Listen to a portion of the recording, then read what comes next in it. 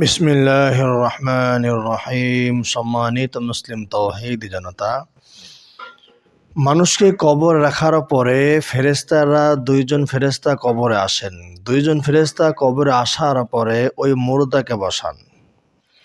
অথচ কবরটা হলো খুবই ছোট্ট একটি কবর, সেখানে ভালো করে বসার মতো জায়গাও নেই, কিন্তু সেখানে দুইজন ফেরেশতা বসবে, একজন মানুষ কবরবাসী বসে থাকবে। তাহলে বোঝা গেল যে কবর দেওয়া হয় এটা শুধু মূলত ওই তাকে রাখার জন্য নয়, বরং কবর হলো এমন একটা জায়গা, কবর একটা জগৎ, একটা পৃথিবী, এটা বিশাল সুবিশাল। তো তাকে কবর রাখার পরে দুইজন ফেরেশতা আসবে, জিজ্ঞাসা করবে, প্রশ্ন করবে। কেমন প্রশ্ন করবে? মার রব্বুকা ওমা দীনুকা ওমান নাবিয়ুকা। যখন তাকে প্রশ্ন করা হবে তখন তার কাছে মনে হবে সূর্য ডুবে ডুবে যাচ্ছে। তখন সে বলবে, দানি উসল্লি, তোমরা আমাকে ছেড়ে দাও, আমি নামাজ পড়ব, আমার নামাজের সময় শেষ হয়ে যাচ্ছে।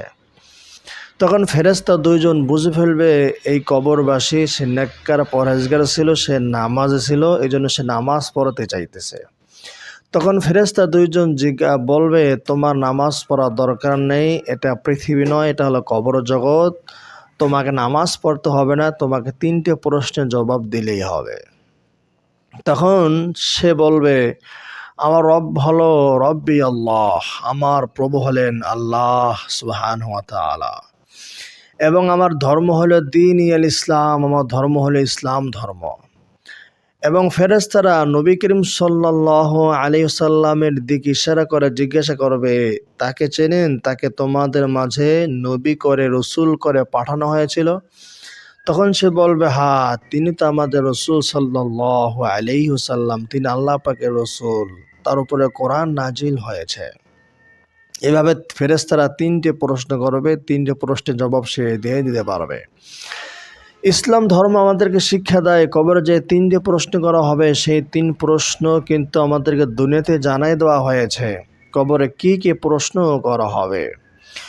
দুনিয়াতে পরীক্ষার হলে যাওয়ার আগে প্রশ্ন ফাঁস করা হয় না, প্রশ্ন ফাঁস হয়ে গেলে মামলা হয়, জেল জরিমানা হয়। কিন্তু কবরের মধ্যে কি প্রশ্ন হবে সে প্রশ্ন কিন্তু আল্লাহ তাআলা ফাঁস করে দিয়েছেন। এখন এই 3টে প্রশ্নের উত্তরও যদি আমরা মুখস্থ করি, তারপরে কিন্তু অনেকে কবরে গিয়ে জবাব দিতে পারবে না। কারণ 3 প্রশ্নের জবাব এমন জবাব, এগুলো শুধু মুখস্থ করলে জবাব দেওয়া যায় না, এগুলো নিজের জীবনের ভিতরে প্র্যাকটিক্যালি আনতে হয়, বাস্তবায়ন করতে হয়, তবেই জবাব দেওয়া যাবে, নতুবা জবাব দেওয়া যাবে না। তো ফেরেশতারা যখন 3টি প্রশ্ন করবে, সে 3 প্রশ্নের জবাব সুন্দরভাবে যখন দিয়ে দিতে পারবে, তখন ফেরেশতারা 4র্থ প্রশ্ন করবে, ওমা ইদরিকা, তুমি কেমনে এই 3টে প্রশ্নের জবাব জানতে পারলে, কিভাবে তুমি দিতে পারলে? তখন সে জবাব দিয়া বলবে, করাতু কিতাবাল্লাহ ফাআমানতু বিহি ওয়া সাদ্দাকতু বিহি, আমি আল্লাহর কিতাব পড়েছি, কোরআন পড়েছি, এবং এই কোরআনে যা কিছু আছে আমি সব কিছুর উপর ঈমান আনছি, বিশ্বাস করেছি, সত্যায়ন করেছি। নবীজি আসছেন, নবীকে সত্যায়ন করেছি, নবীর জীবন ফলো করেছি, সেজন্য আমি 3টে প্রশ্নের জবাব দিতে পারছি। এমন সময় আল্লাহ রাব্বুল আলামিন বলবেন, আন সাদাকা আব্দি, হে ফেরেশতারা, তোমরা আমার বান্দাকে আর প্রশ্ন করিও না। আমার বান্দা যে 4টে প্রশ্নের জবাব দিয়েছে, আমার বান্দা সঠিক জবাব দিয়েছে। সুবহানাল্লাহ। এরপর আল্লাহ রাব্বুল আলামিন বলবেন, আলবিসুহু মিনাল জান্নাহ ফিরশুহু মিনাল জান্নাহ ফাতাহালু বাবানিল জান্নাহ, তোমার বান্দাকে জান্নাতের পোশাক, আমার বান্দাকে জান্নাতের পোশাক পরায় দাও, কবরে জান্নাতের বিছানা বিছায় দাও, এবং তার কবরের সাথে জান্নাতের যে দরজা আছে, জানালা আছে, সে জান্নাতের সেই দরজা জানালা খুলে দাও, যেন কবরের দিকে হাওয়া বাতাস চালু হয়ে যায়। সুবহানাল্লাহ। এই যখন সে বান্দা দেখতে পাবে যে আল্লাহ তাআলা বলছেন তাকে জান্নাতের পোশাক পরা দিতে, তার কবরে জান্নাতের বিছানা বিছাই দিতে, এবং জান্নাতের আলো বাতাস যখন তার কবরে আসার ঘোষণা আল্লাহ তাআলা দিয়ে দেবেন, তখন এই বান্দা ফেরেশতাদেরকে প্রশ্ন করবে, ফেরেশতাদেরকে বলবে, তোমরা আমাকে ছেড়ে দাও, আমি পৃথিবীতে যাব, আমার পরিবারকে, আমার বন্ধুদেরকে এই সুসংবাদ শোনায় দেব।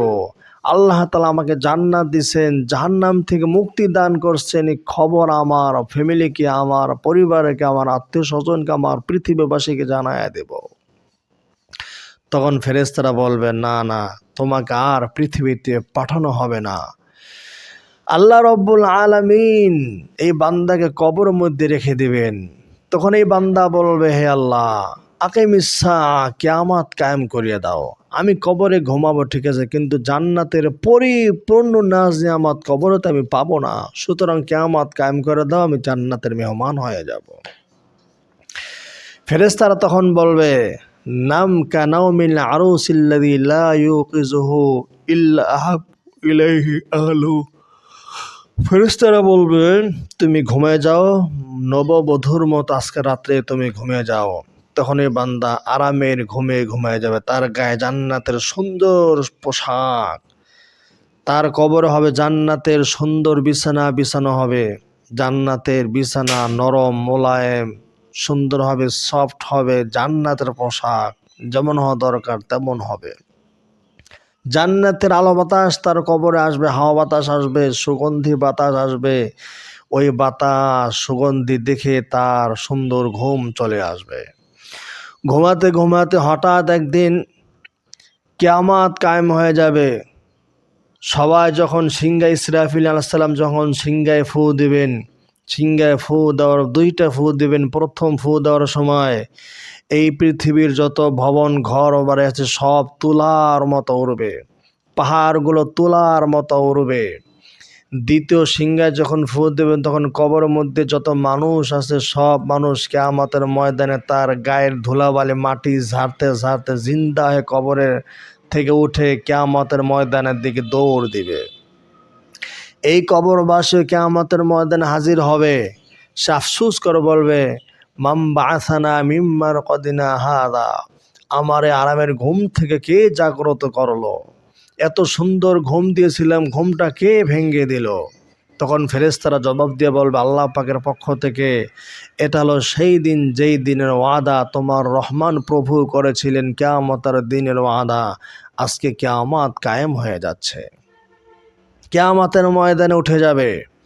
তো কিয়ামত, সে যেহেতু কবরের মধ্যে শান্তিতে ছিল, কিয়ামতের ময়দানে সে সুখ আর শান্তিতে থাকবে ইনশাআল্লাহ।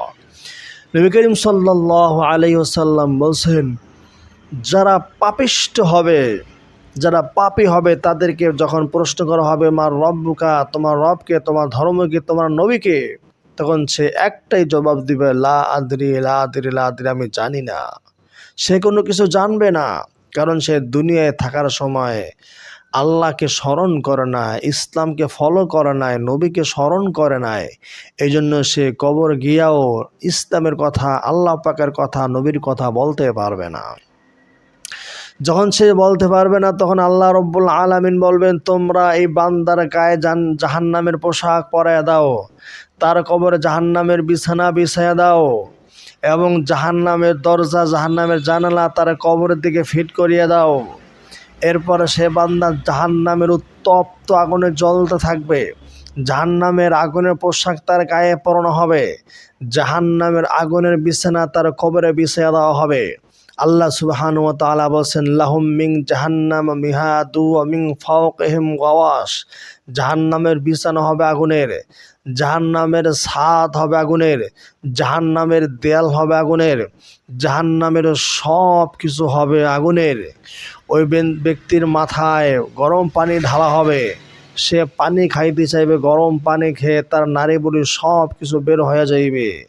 যখন সে জাহান্নামের উত্তপ্ত আগুন সহ্য করতে না পারে জাহান্নাম থেকে বের হয়ে যাইতে চাইবে, তখন ফেরেশতারা লোহার বড় বড় মোগর দিয়ে এমন জোরে আঘাত করবে, সে আবার জাহান্নামের মধ্যে গিয়ে নিক্ষিপ্ত হবে। জাহান্নামের তীব্রতা সহ্য করতে না পারে আবার যখন সে জাহান্নাম থেকে বের হয়ে যেতে চাইবে, আবার তাকে লোহার মোগর দিয়ে আঘাত করে জাহান্নামের ভিতরে পাঠিয়ে দেওয়া হবে। এভাবে কিয়ামত পর্যন্ত তার কবরে আযাব চলতেই থাকবে।